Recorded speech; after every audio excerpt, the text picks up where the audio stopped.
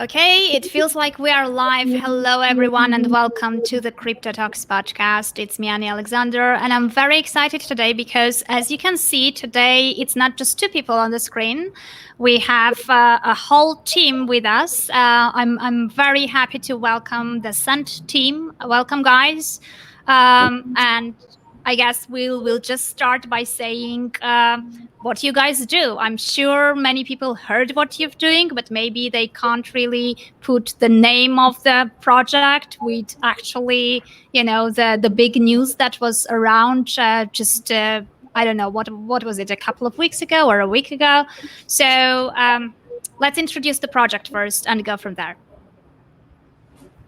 Sure. So Scent is a platform for creative income. Our mission has always been around helping creators take the value that they do, largely digital, and turn that into something that is sustainable for them in the form of money.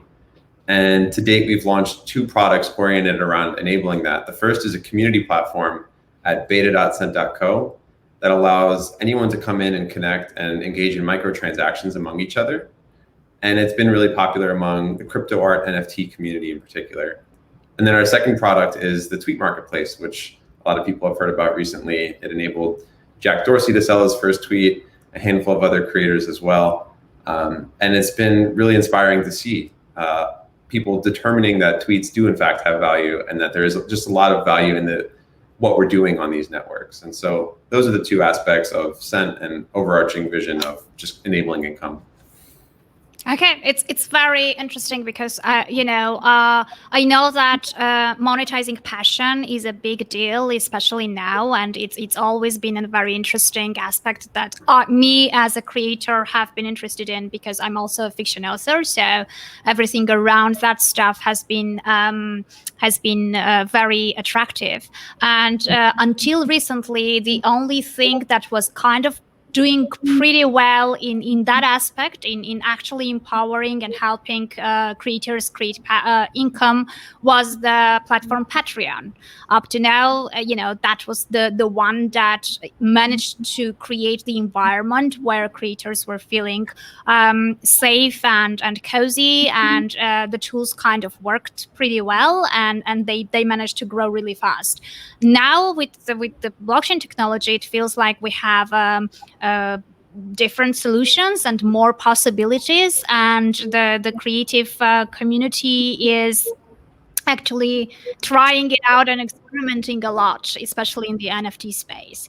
So when you look at it, I know that very often things that are related to blockchain have this issue of learning curve, and people who are not in the space or not very techy have a problem of learning the whole thing and understanding how to approach this. So how easy is your platform for creatives who are not very techy people? Someone want to take this? Someone maybe less techy. I come from a very technical background, and so my answer will guaranteed be biased. So maybe I'm not the best person to answer. Okay, who wants to take it?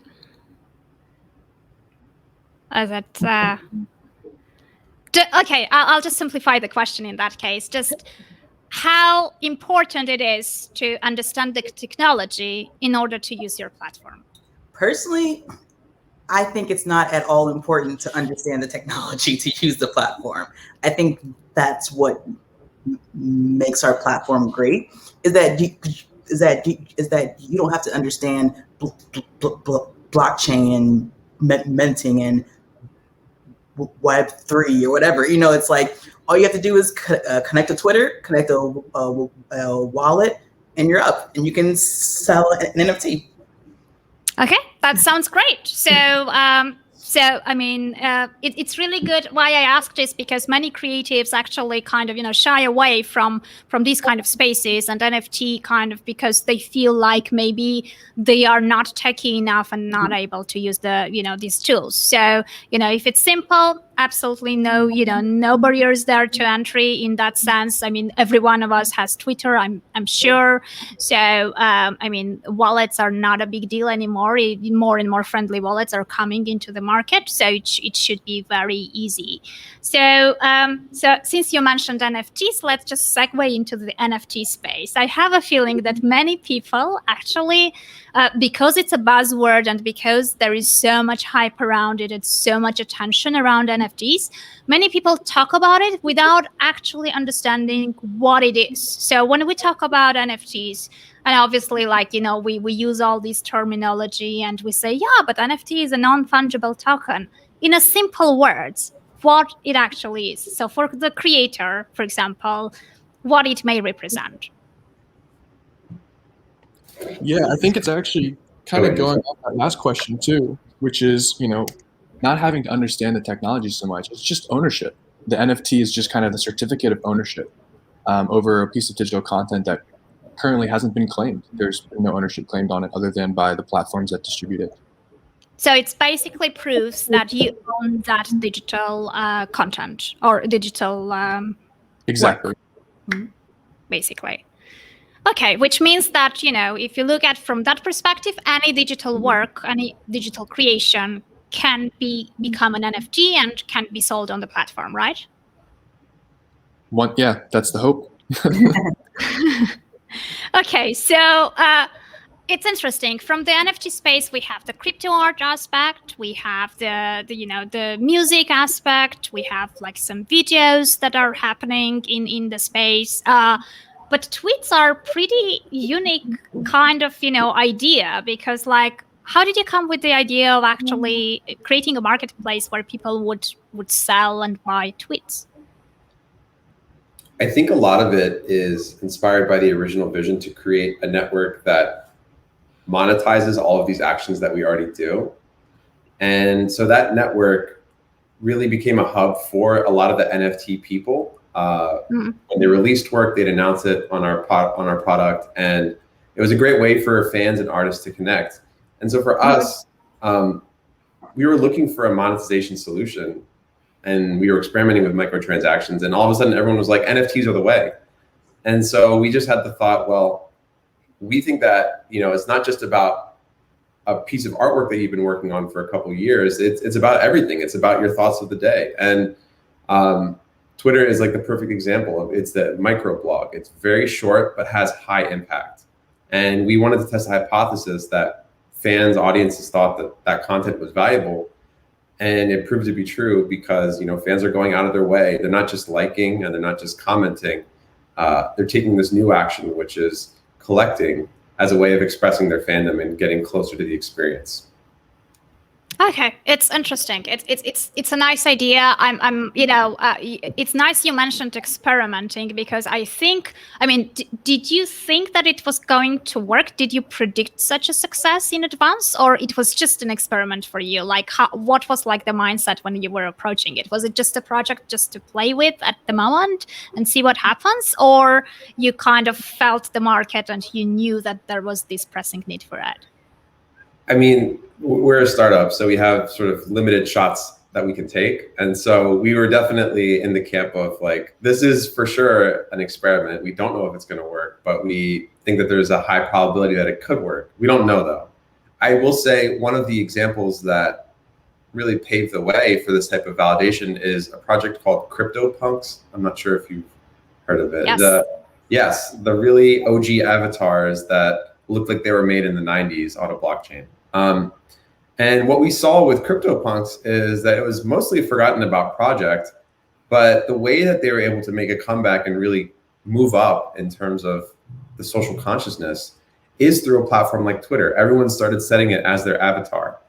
And so we instantly knew that part of the value is just in the distribution that's happening on these platforms and the exposure, and that this could be an alternative to attention-based, ad-based economics. Okay, so would you agree that NFT's best distribution channel and audience is sitting on Twitter at the moment?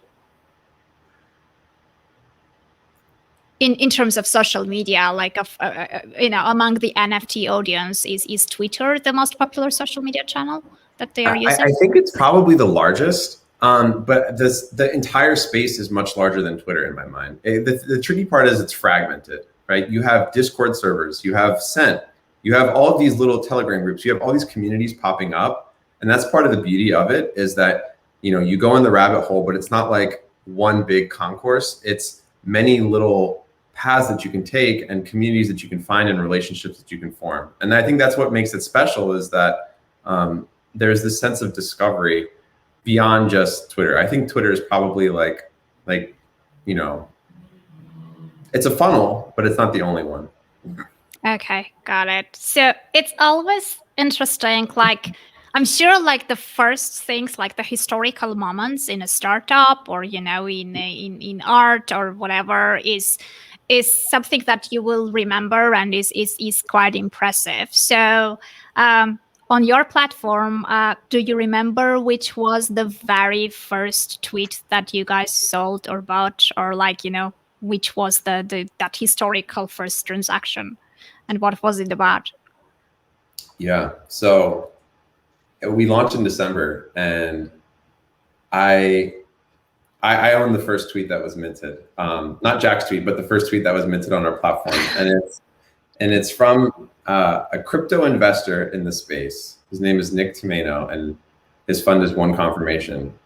And it was one of the first times that I had seen an investor really tweet about crypto art and what was happening.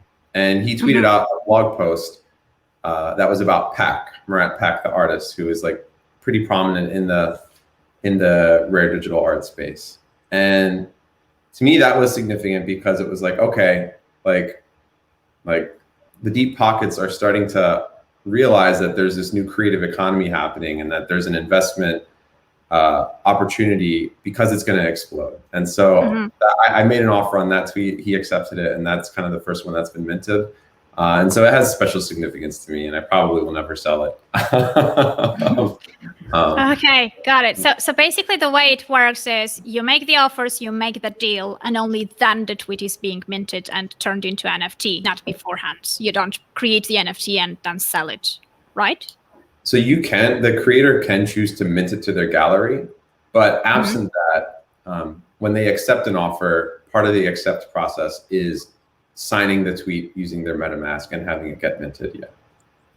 Okay, got it. And it's good because it from the logical perspective, it looks like print on demand for the books, for example. You don't have to incur costs, especially now that gas fees are so high and minting is not specifically very cheap process without knowing if it's going to be sold or not, right? Well, actually, so our approach has been to use a more economical and sustainable layer 2 solution for that. So we've partnered with Polygon, formerly known as Matic.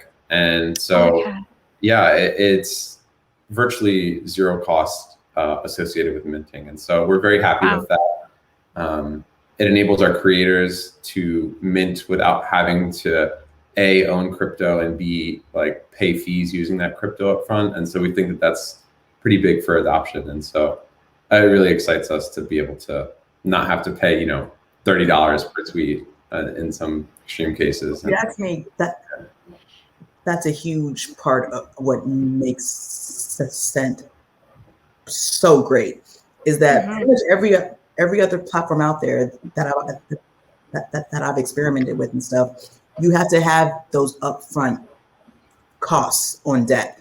And a lot of creators don't. That isn't the economy where every creator can say, okay, I can pay $100 in gas fees for this one item that hopefully will sell. So I like us because it's if you have an item, put it up. That's it. That is it. Okay, yeah. I mean, I think it's beautiful because, like, for technical people who are from the field, I'm sure everyone knows how painful the gas fees are at the moment. Even for, like, the DeFi is suffering because of that. NFTs market is suffering because of that, and it feels like it's creating this barrier to entry for many people who are creatives, who are not speculating, who are not trading, and who are not about the money side of it, but they just want to share whatever they've created with their audiences. So I think, for people who are interested to check out the platform. So we already discovered two very big benefits. The first thing is you don't have to know about the tech, and there is no learning curve. All you need to have is a Twitter account and a wallet. And the second thing is that you're not going to have all these crazy entry fees and minting fees, and it's basically way easier and way more kind of economically beneficial than I actually thought. So it sounds great. So I'm sure, like, everyone has, in the space at least, everyone has read the news about Jack Dorsey selling his tweet, his very first tweet on the platform. What was it? 9.6 million was 2.9. 2.9. 2.9. Sorry. Yeah. I mean, Wish it was 9.6. That would have been great. I mean, NFT space is so crazy that any figure for me is super credible and doesn't really it's possible. So yeah. So millions of dollars for one tweet, historical tweet, the very first one, understandable, but still, like, lots of money. So tell me about the following. Many people are trying to understand with this tweet, when a person buys the tweet. So let's say we've got Jack Dorsey's very first tweet. NFTs, you already said, is proving that you own that tweet. But what do you actually own? Like, what happens, let's say, if the tweet is deleted or his account is no longer there or Twitter disappears? I mean, I don't know. Like, what happens exactly? What do you own? Do you, like, what was it paid for? Let's say. That's a great question. Yeah. So it comes down to, like, what is the certificate that you're buying and what does it include and where does it live? And so I guess backing up a sec, the creator of the tweet owns the copyright to the tweet. And what they're effectively doing is they're licensing it to Twitter to show on the Twitter platform. And so when a creator uses valuables, what they're doing is they're taking that content, which they have the copyright to, and they're agreeing to put it on a blockchain. And so the actual contents of the tweet, such as when it was posted, who it was posted by, the text, and in the future, like the rich media associated with it, are all going to be enshrined in a permanent storage facility on chain and using, IPFS, Arweave in the future.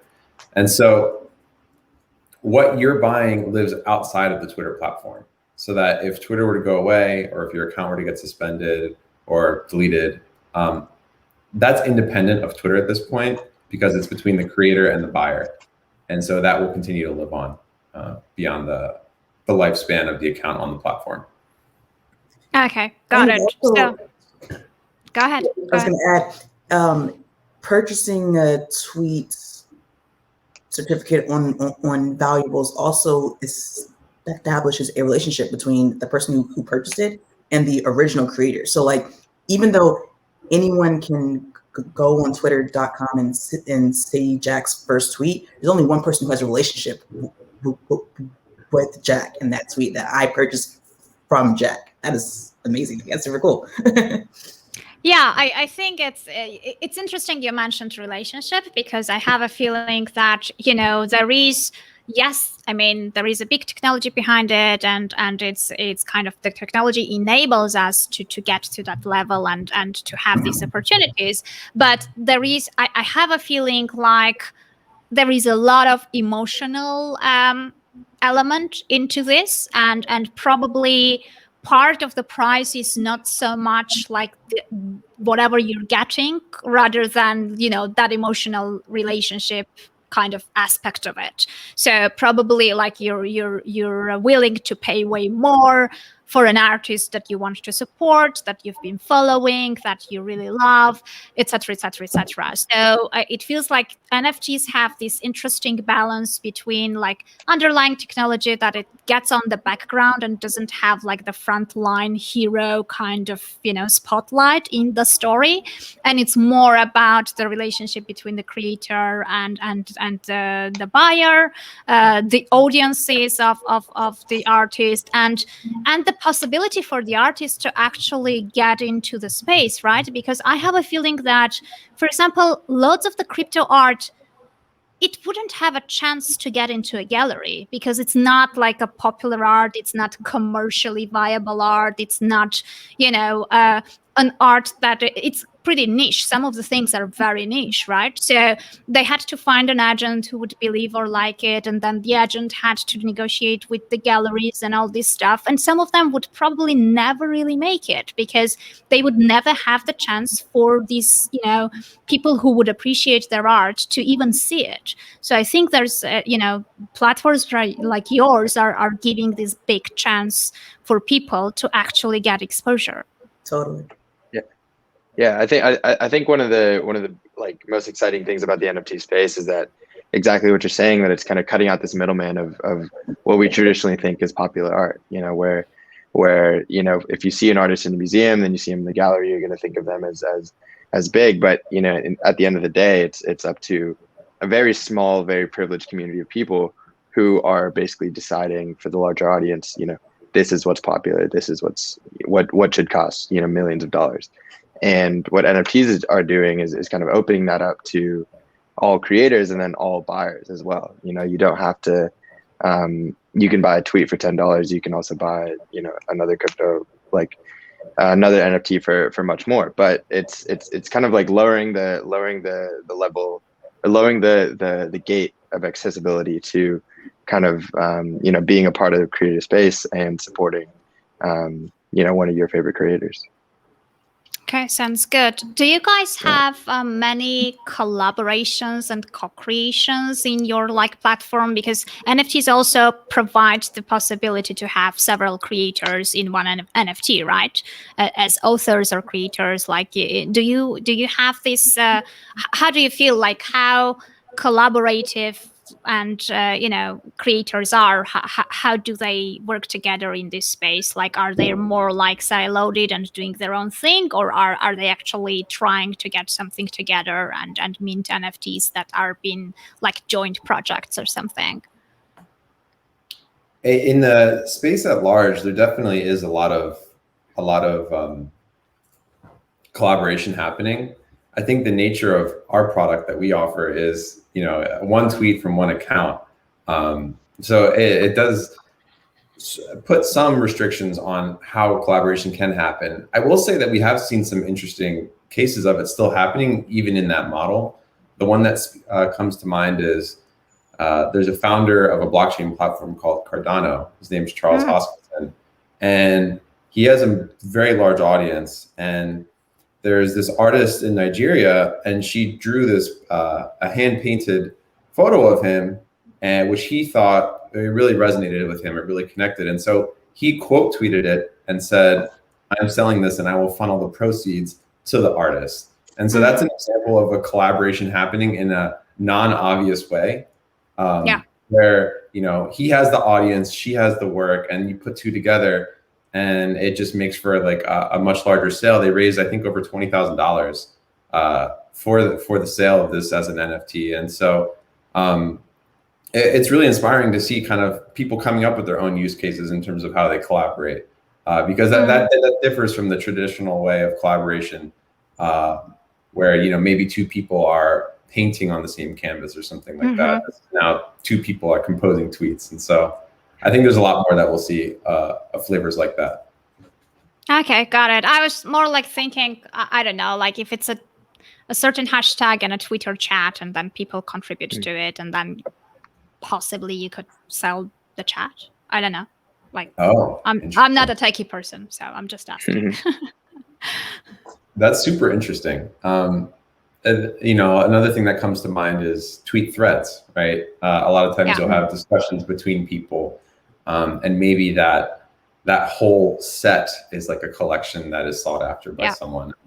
Would love to see instances of that for sure. Yeah. Okay, so it wasn't a completely stupid idea. It theoretically can work Great from idea. technical perspective. It's a really cool Okay. idea. Okay, cool. Yeah, go for it. The cool thing about the whole space is pretty much any idea you can come up with, you're like, that's possible. Okay, that could be interesting. It's so open. It's so new. It has all these possibilities, and I think even if we have an intent of like what's supposed to happen with tweets and auctions and these high numbers, what's cooler is what actually happens in practice. So, for instance, Dad's awesome that Jack sold a tweet for 2 point however much million. But what's cool to me is people who have like 20 followers on Twitter and are selling 10 tweets each for $10.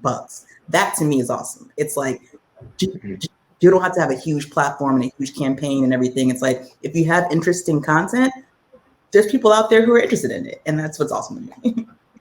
Okay. Yeah. I mean, the interesting thing is like my backstory of getting into crypto. Like I ended up I've been working professionally in the field since more than 3 years already, but I got into it completely accidentally. And the way I got into it was by getting into Steemit and writing on Steemit platform and getting like Steam dollars without really understanding what it is and just falling down the rabbit hole. But the way I got into Steemit was I was introduced by a fellow writer, by a friend writer, who actually told me that he made $350,000 by posting his new novel into chapters on Steemit and then getting all these likes and cryptocurrency behind it and all that stuff. So he didn't have huge audience. He wasn't a famous writer. He had few books on Amazon, but they were not bestsellers or whatever. And then he found this platform and he found the people who loved his writing and were following each chapter.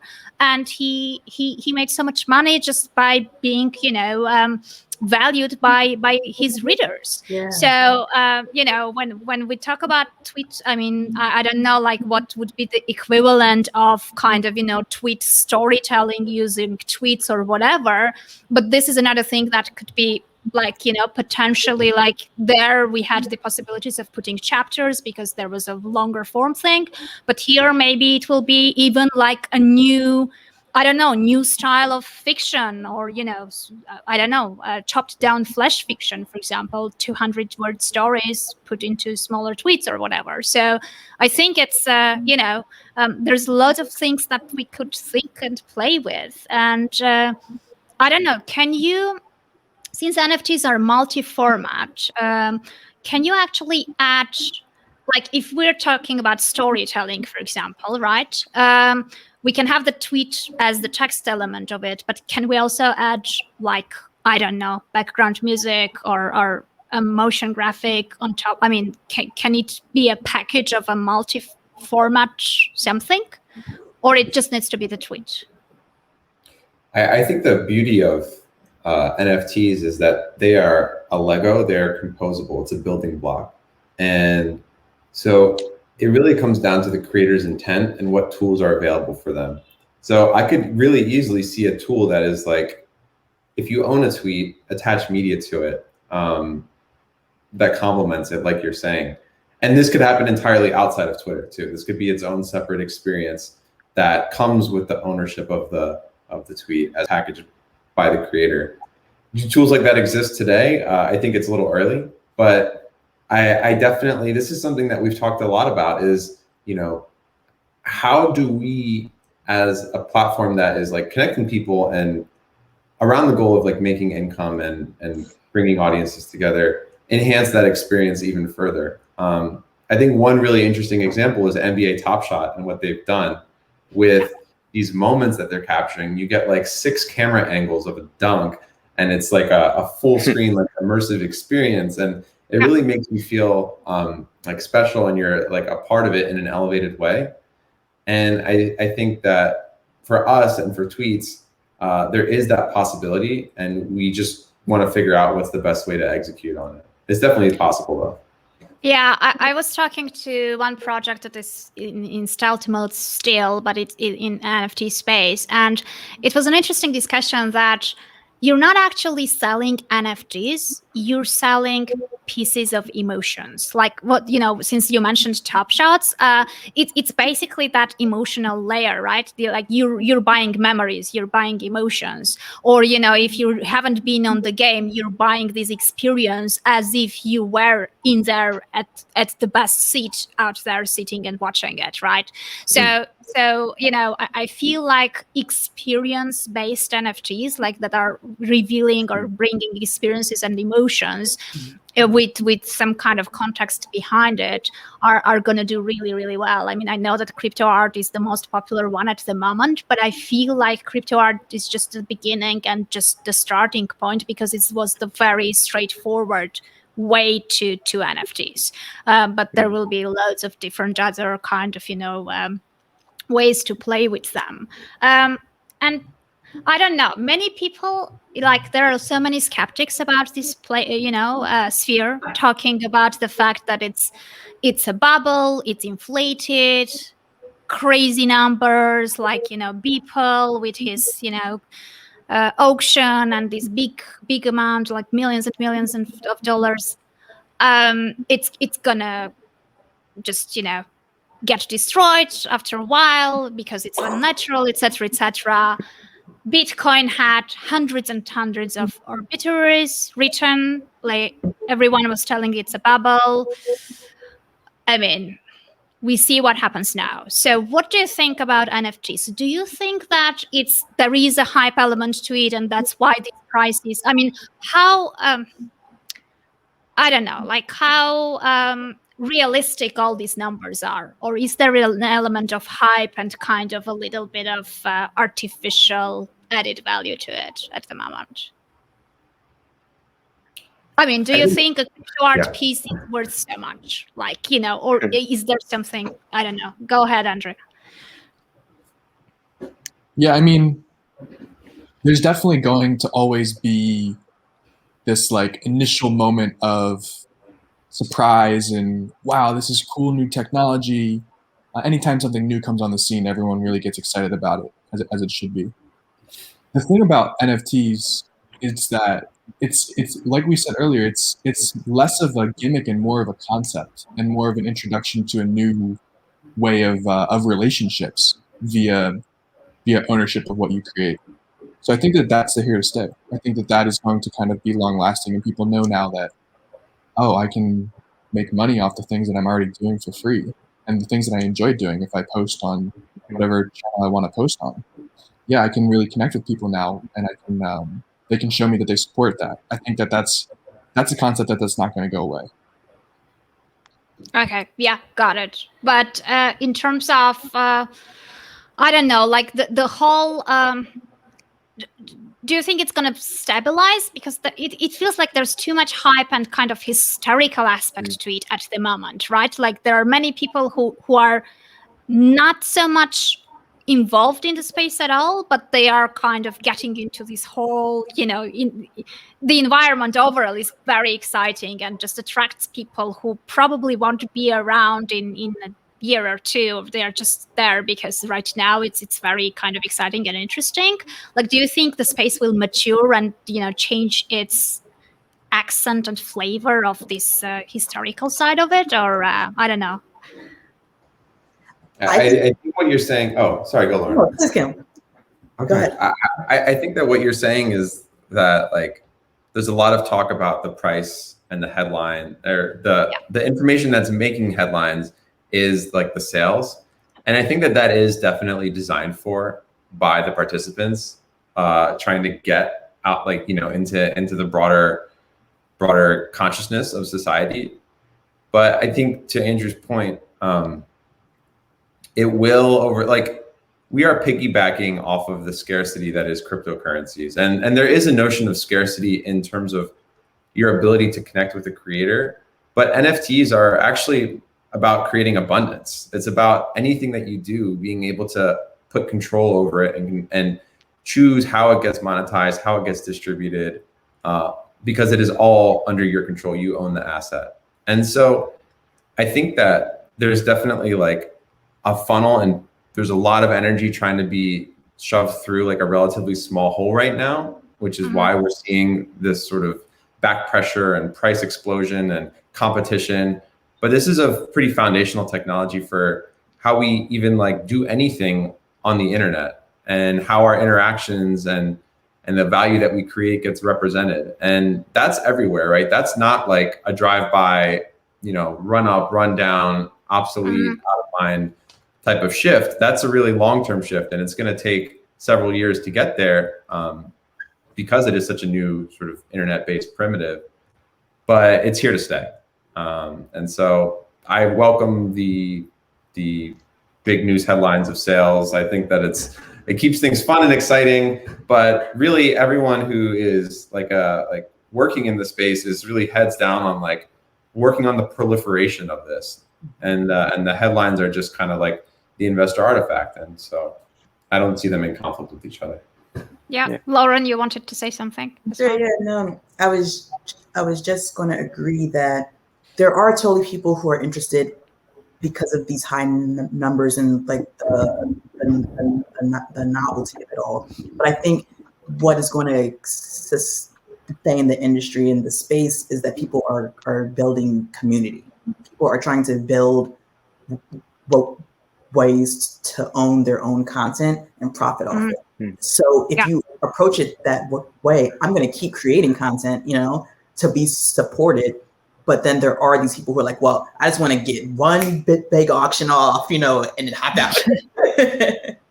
Yeah, no, I totally get that, and I think it's beautiful to just have that possibility of monetizing your audience and kind of you and creating things and directly kind of accessing the marketplace right away without like all these big issues. I think like the legacy or like the traditional sort of parallel that I can see is it's very similar in terms of the story. It's very similar to Amazon's self-publishing, the Kindle self-publishing platform, where for the first time writers were able to just upload their formatted book, and then people who would like it would buy it on Amazon right away. So no literary agents, no publishing houses.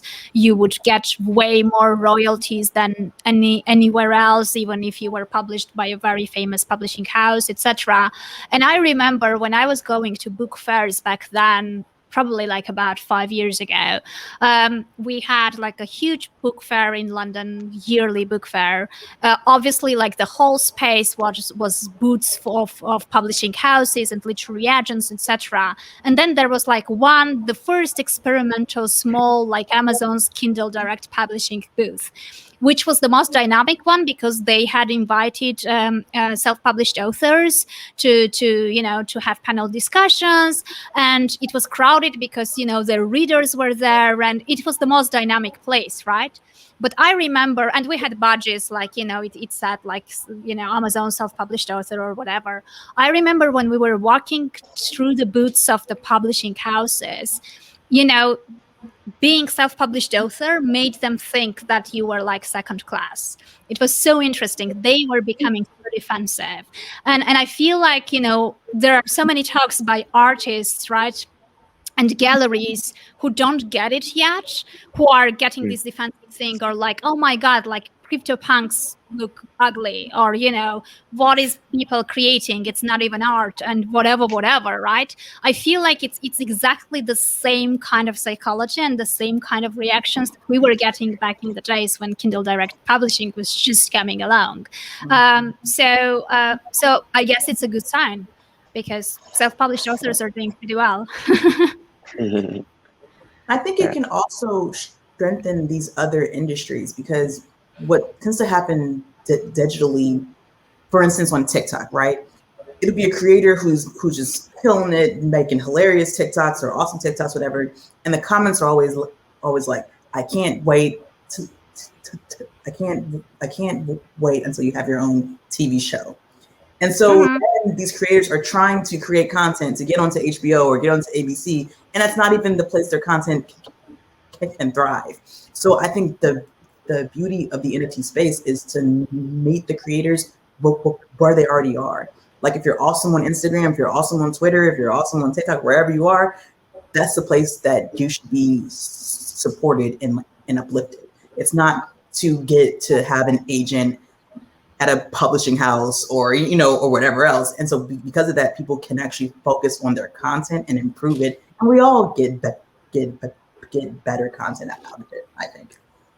Yeah, I totally agree with you. It's interesting you mentioned the other platforms because we kind of focused on Twitter because of the Twitter platform. Do you, I mean, what about, let's say there are creators who are creating on different platforms and not on Twitter. Do they have to come on Twitter to get involved, or are you planning to get on, I mean, can I mint my Instagram photo, or how does that work? Yeah, so we're looking at other services that we could integrate with. We haven't made any public commitments yet, but that is definitely a part of our strategy as a company is to, like Lauren was saying, like meet creators where they're at, not ask them to sign up and post on a new platform necessarily in order to unlock the value. And so no commitments on any other platforms yet, but we are looking at the ones that you mentioned. Okay, sounds rocket, good. Rocket launch emoji. Yeah, to the moon. Yeah. Okay, sounds good. How do you feel? So I mean, since you launched, you obviously already have probably like regular content creators and regular consumers and buyers as well of your platforms on your NFT. Are there any specific trends or topics or specific things that are more popular than the others? Anything that stands out, or kind of anything that you could look in terms of trends or commonalities or anything? I think one thing that we've seen is a handful of accounts that have been created for the specific purpose of just releasing what would be like crypto art on another platform, releasing it through Twitter. And so like a channel. Say that again? Like a channel, a specific channel just for that. Yeah. And it's interesting because it's not the tradition, it's not the usual suspects in the crypto art space, but it is people who are interested in like they don't have a big audience. So they're starting from zero and they're creating a distribution. And as part of creating a distribution, they're also monetizing it. Oftentimes, like Twitter has a very sort of square rendering of a photo. And so they'll make their art designed specifically to fit into the way that tweets get rendered. And so that's probably been the most sort of concerted effort on the creator side to really like use this tool. But we've seen a bunch of other, like many different use cases. On the collector side, we've seen that a lot of collectors will go after like very early tweets by people, right? Like, I don't know how they find them, but they go like several years back in the history and they'll find like a tweet from 2006 or maybe someone's first mention of Bitcoin back in like, let's say the early 2010s. Mm-hmm. And so those sort of historical artifacts also tend to speak to the collectors particularly well. Yeah, I think that's kind of, those pivoting moments, those first tweets about something or like predictions way before, and, all these tweets about, I don't know, like there are so many emotional tweets of people who have launched their startups and became, unicorns who were rejected for a job somewhere, and then they tweeted about it after the interview or something, and then you see the same person later on, like years later. Are you thinking of the WhatsApp co-founder? Because that's exactly what I mean. There was a series of such tweets actually. That there were several people like that, and people after the WhatsApp story, founder story, people started digging and kind of following other founders and finding few others as well, and it's interesting because it's kind of it's not only about the tweet or their story, it's also about this emotional layer in terms of it also helps people understand that maybe the rejection they received wasn't so bad, or it wasn't really about them. And there are so many other aspects to the same thing in terms of story that people resonate with, that I think there is a lot of things to say. I'm gonna put I just realized we haven't shown your website, so I'm putting it up for people to check it out, because in my audience there are loads of creatives, because I'm part of different communities of obviously fiction authors, self-published authors, but also podcasters and live streamers. So I'm sure that all these kind of stuff is very interesting to them, and I feel like, do you feel like creatives are kind of are more keen to experiment and try new things, and and are more curious about this stuff than other groups of people? Do you feel like you get a easier sort of adoption because they are more open to these kind of things? No. No? I think that creators are very sensitive about like everything that they create, right? It's their art, it's what they practice. And so it doesn't help that blockchain is also, it can be pretty intimidating for a lot of people because there's so many unknowns. They don't know what they're getting themselves into. And so I think it's actually much harder for creators to really want to experiment and put themselves out there and see that, this is something that I can use when it isn't proven out, and maybe there's risks associated that they don't know about. Interesting. But you mentioned something that I think kind of, diminishes the risk in a way, which was that when you sell your NFT, you're not actually selling the copyright to your work, right? Which means Totally. that your work and the authorship and the copyright of the work is still yours. So I don't know. I mean, it's like it should reassure a little bit, because it's not like you're giving it away and you're just detaching yourself from the whole thing, and your authorship is actually also minted in the NFT, so everyone knows that you were the one who created it, right? If we can get to that part of the discussion with a lot of these more creative-minded people, then I think that everyone loves that. Everyone loves that, not only the copyright, but also that there's resale royalties if it gets traded later on down the line, so you don't lose out on that upside if it sells for much more later on. That part is like it is very creator forward and first. I think the hard part is just the hurdles of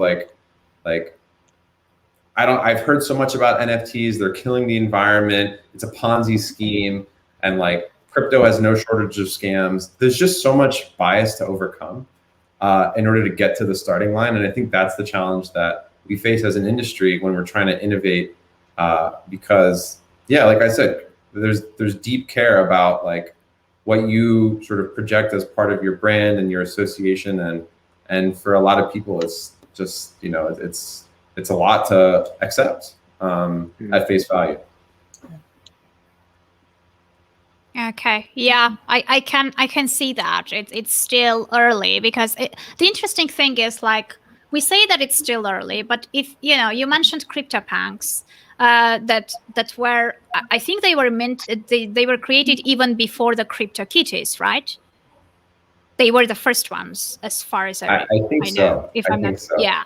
So they which were was before NFTs were standardized. So yeah. Okay. Before. Yeah. So and since then they were many years, and it felt like the Cryptokitties were very popular, and many people who didn't even know about blockchain so much, they were playing it, and it had a pretty big adoption, and it was it had a big boom back then, and then we had such a big pause until the other sort of new wave of NFTs becoming popular and talked about. So what happened in the space during those years? Because from an outsider perspective, there were Cryptokitties. No one even had heard so much about CryptoPunks back then. And then now it's whatever we hear about at the moment. And in between, it feels like there was a big gap. What was happening? I mean, I'm sure you know about what was going on during that gap. Yeah, well, I think a lot of that was what we observed happening on the community side of Cent, which is that an organic movement was forming around creators experimenting really at the intersection of art and tech. There was no standards beside the NFT. So there was the NFT standard, but exactly like what you put in an NFT, how it was sold, how it was resold, how it was marketed, like everyone was feeling it out. Nifty Gateway wasn't around, Super Rare hadn't started, the marketplaces weren't there yet. And so it was really a grassroots movement forming, which is the best type in my mind. And so you didn't hear about it because there wasn't any sort of central point, any sort of central market that was really pushing it, like Cryptokitties was. You know, Cryptokitties was a game in my mind. It still is a game. It is, yeah. You can breed these cats. There's obviously the aesthetic element to like what the cat looks like. But I remember when they first launched, they had things like price curves, and so you could try and snatch it up before someone else snatched it up at a certain price, and then you could breed them. And so it was very, frankly ahead of its time in terms of like encumbering NFTs with capabilities. Like we're not even there yet today. That's kind of like how far out they were thinking about it. But really restoring or discovering that for creatives, this can be a primitive to connect with audience and monetize their work was something that had to be proven out by creators. And that's largely what happened over the ensuing years is just proving it out and getting to where we are today. Okay, so how can, I mean, as me being representative of creators, let's say, how can we help the space develop faster? I mean, what can we do? Can we help somehow? Sell tweets. Okay, yeah, I mean, that's what I'm gonna do right away. I'm already thinking about different ideas how to shape this stuff for sure. So you'll see some things happening. I'm just, you know, it's still boiling in my head. But apart from that, like I don't know, like I mean, you mentioned that there is probably a need for, I don't know, explanations, the right stories, or I don't know. Yeah, definitely accessible. Really narrative-based content that shows people in a very human way kind of what's happening before we try and explain like the technology or anything like that. I think a lot of the representatives who are innovating in this space are very technical, and a lot of the world, most of the world isn't, right? And so I think that there's a language barrier that needs to be overcome through content and storytelling that really gets people up to speed and like are aware of kind of what's happening and how it can affect them. Okay, yeah, got it. Okay, I guess if we want to wrap it up a little bit, I think we kind of covered, like, do you want to talk about anything else that I've forgotten before I ask the last question? Sorry. Oops. That's the beauty of the live stream. Like, guys, it's raw and authentic and it's real, like, live. I know. I mean, that light was blinding you earlier. I'm surprised you I mean, the problem. Wow.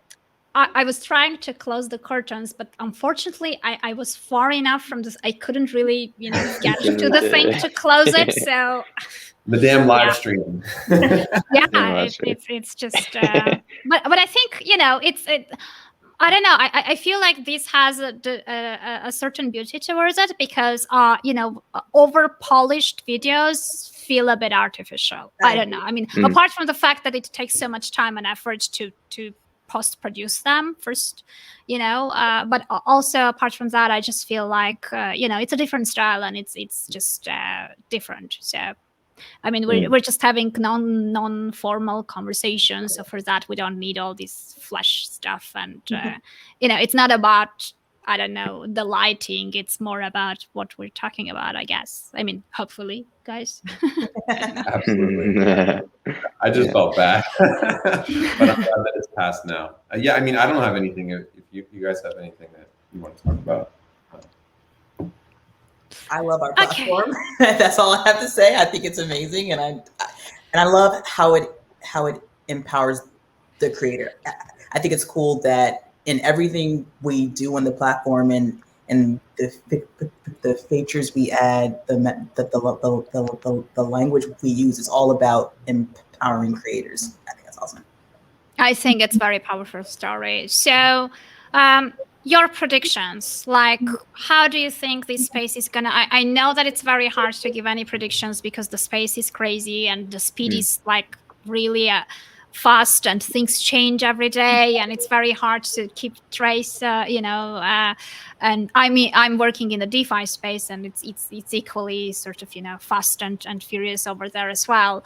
But what's your version of, like, what do you think is going to happen in the upcoming few years in this space? How do you imagine it? Your version? I guess what I think won't happen is that a Facebook style platform emerges that does everything just with NFTs. I think that we've seen the trend in the past couple of years that people like fragmentation as much as it is an inefficiency and like a technical and entrepreneur sense. Like, people like going into closed spaces and having intimate interactions. And we've seen that happen in Discord, Telegram, all of these different platforms and networks, groups. And I think that trend will continue. And I think that NFTs, if we look at them as the basis for a relationship between a creator and their audience, whether it's a fan, an investor, a collector, I think that will be the gateway into certain experiences, certain communities, and that there won't be one single platform that powers them. It's going to be like a really diverse ecosystem of people really choosing what feels right for them. And I think that that's part of the beauty of this movement, is that it is interoperable. You don't have to be locked in to any particular. And so I think that we'll see the great fragmentation kind of continue to happen. Yeah. Nice. Yeah, I think something else we talk about is kind of how big communities like Instagram, Twitter, Facebook, TikTok, what have you, are kind of seen as these walled gardens where the content that you make on those platforms ultimately purely exists there, and there's no way of kind of moving it around. And to Cameron's point of fragmenting things, I think NFTs are the way to kind of unlock those walled gardens and break down the walls. And I think that'll continue to happen. Yeah, I think it's, I totally agree with you. I think that in this space, it's very hard to imagine, a centralized one powerful platform that will take over the whole thing, because the whole philosophy of the technology behind it is about decentralization and is about kind of taking back ownership and control, and probably many creators will be moving to the NFT space because they don't want to depend on Facebook and YouTube, because they don't want YouTube to decide and take out their videos from the channel, etc. Right? So I totally agree with you. I think part of the whole kind of concept behind it is actually getting the alternative, better solution for your content creation platforms. So I mean, I really appreciate the time, guys, you spent with me. I learned a lot, and now, like, every time I'm doing an interview related to NFTs, I end up leaving with loads of random ideas in my head, and they keep boiling, and they're still kind of just rotating in the head, nothing really structured enough to put into action. But it's very exciting, and I really encourage everyone who is creating anything digitally, just to check out the website v.cent.co and just check it out. I'm sure it's gonna be, even for an experiment, I think it's worth just trying it out, just feeling the whole kind of aura of the whole thing, and maybe you'll see that it's something that is fitting your needs. Plus, I think it's really cool. Like, I mean, how many people from people around you could say that they have sold their tweet? I mean, probably not many. Be the first. Be the first. Yeah, of course. I mean, why not? I mean, that could be part of the differentiator for the creator as well, right? So why not? Okay, well, thank you very much. I really enjoyed the conversation. I hope our audience enjoyed it too, and yours as well, because I'm sure your audience was watching too. So have a nice evening. Is it evening? Day? It's 11 Over a.m. there? here in LA. Afternoon. Oh, Yeah, you're yeah. just starting. Okay. But I mean, thank you for it's having actually evening here. I mean, regardless the sun, which was very, Yeah. you know, me. Very bright. it's actually 7 p.m. over here. So the sun wasn't really forecasted. So and it's London, so the sun wasn't really. Cloudy.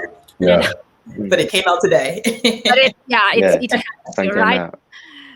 Okay, Yeah. well, thank you very much. Take Thank you. care. All right. I'll just stop Bye. the live stream so we can catch up without the audience, so they are curious about what we're going to talk after this. Yeah. All right. Bye.